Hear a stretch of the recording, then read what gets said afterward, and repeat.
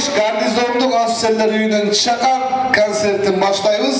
Маалайыңыздар жакшы болсо бир кол чапайбыздар келбестер.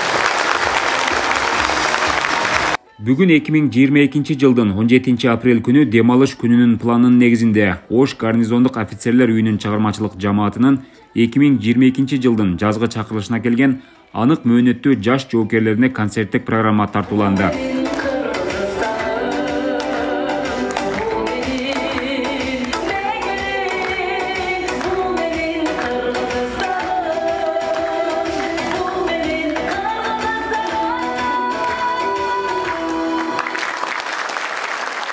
Эс алуу иш-чарасынын алкагында жаш жоокерлерге мекенди сүйүүгө багытталган патриоттук ырлар жаңырды. Аталган иш-чарага 0100 аскер бөлүгүнүн командиринин өздүк кура менен иштөө боюнча орун басары полковник Марат Мурзаканов жана Кыргыз Республикасынын жоокерлердин энелер комитетинин Ош облусундагы өкүлү Нурила Ишенова катышты. Биз жоокерлер энелер комитети бул жаш жоокерлерди жалпы эле ушул аскер кызматчыларын ар тараптан колдоого даярбыз жана колдоп келебиз дайыма. Концерттик программанын жүрүшүндө жаш жоокерлердин маанайы көтөрүлүп, алардын алгачкы дем алыш күнү көңүлдөгүдөй өттү.